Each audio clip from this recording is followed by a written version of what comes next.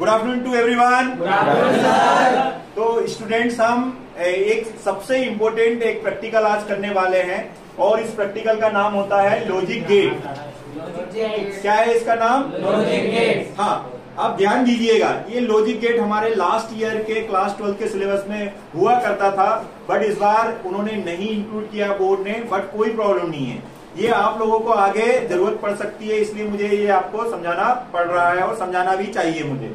तो देखिए बेटा, लॉजिक गेट क्यों पढ़ना चाहते हैं? क्योंकि लॉजिक गेट के प्रिंसिपल पर ही आपका कंप्यूटर वर्क करता है। मतलब अगर आपसे कहीं पूछे कभी कि कंप्यूटर किस सिद्धांत पर काम करता है, तो आप कहेंगे लॉजिक गेट के सिद्धांत पर कार्य करता है। अब ये लॉजिक गेट हमारे स्पेशली 5 प्रकार के होते हैं, जिसमें सबसे पहला लॉजिक गेट है वो नोट है, दूसरा है वो एंड है, तीसरा नेंड है, चौथा और है और पांचवा नोर है। कितने हो गए? 5। सिंबल देखिए बेटा, नोट गेट का सिंबल ऐसा एरो बना हुआ होगा, शून्य लिखा होगा। इसमें हम एक इनपुट लेते हैं, एक आउटपुट लेते हैं।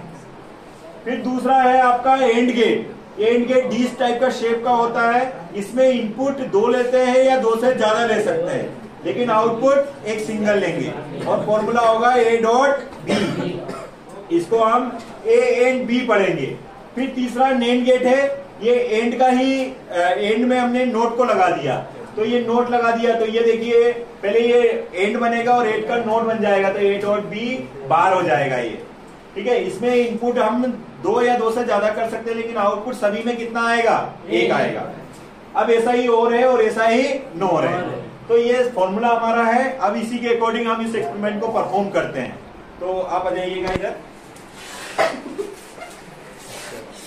देखिए बेटा, इधर अब जब हम इसको स्विच ऑन करते हैं, स्विच ऑन कर दिया, अब हमारे पास इसमें तीन प्लग्स हैं, सर नहीं दिखेंगे, 3 प्लग वायर्स हैं। इन प्लग वायर्स को सबसे पहले मैं आउट करता हूं और एक एक करके परीक्षण करते हैं।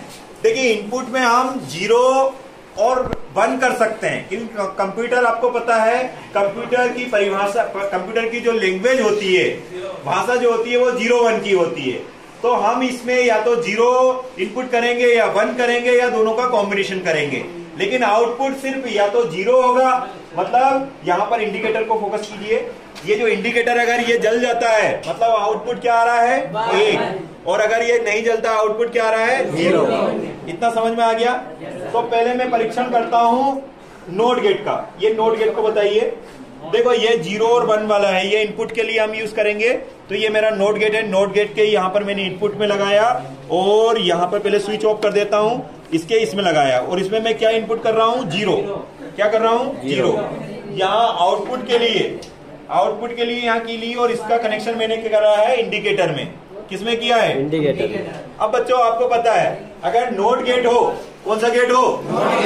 और अगर मैं 0 इनपुट करूंगा तो आउटपुट 1 आएगा। मतलब 1 मतलब बल्ब ग्लो होने लगेगा। तो ये देखिए 0 है, मैं स्विच ऑन करता हूं तो ये बल्ब जलने लगा। तो 0 मैंने इनपुट किया तो आउटपुट 1 आया। 1 आया मतलब बल्ब जलने लगा है।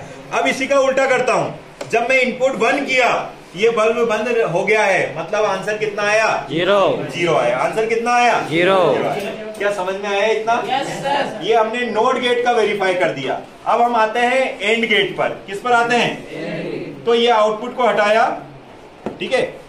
ये इंडिकेटर वाले को चाहे तो हम कंटिन्यू लगे रहने देते हैं, ये वाले को हम चलो इसको हटा देते हैं।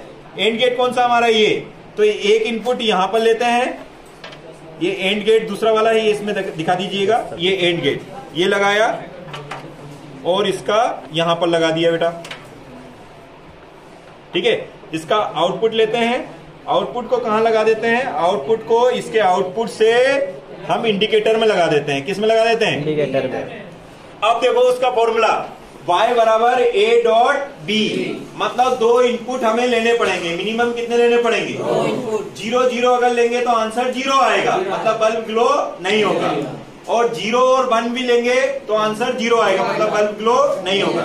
एक कंडीशन में ही बल्ब ग्लो होगा, 1.1, मतलब 1.1 में ही मतलब आंसर 1 आएगा, तभी ग्लो होगा। तो चेक कर लेते हैं, फटाफट चेक करते हैं बेटा। देखिएगा, तो मैं स्विच ऑन करता हूं, स्विच ऑन किया तो बल्ब ग्लो नहीं हुआ, मतलब मेरा एक इनपुट इधर दिखाइए, ये 0 है और दूसरा इनपुट क्या है?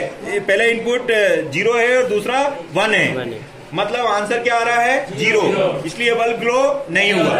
ऐसा ही 3 केस में ऐसा होगा, लेकिन दोनों को मैं 1 1 कर देता हूँ। देखो ये भी 1 है और ये भी 1 है, तो आंसर क्या आया है? 1।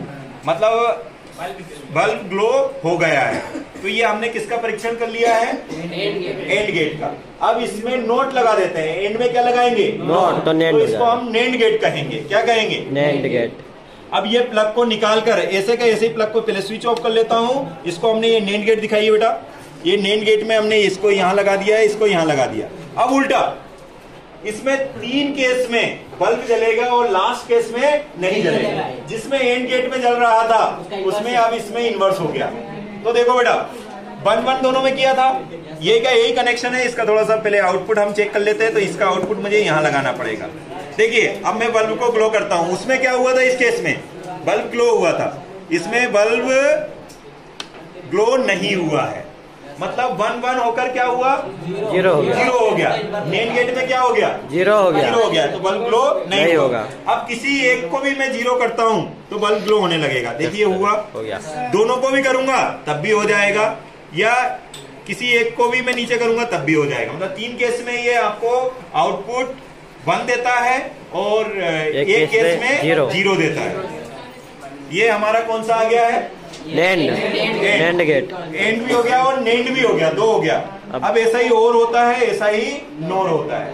तो नोर और ओर के लिए हमारी टेबल बनी हुई है, उसके अकॉर्डिंग हम कर सकते हैं।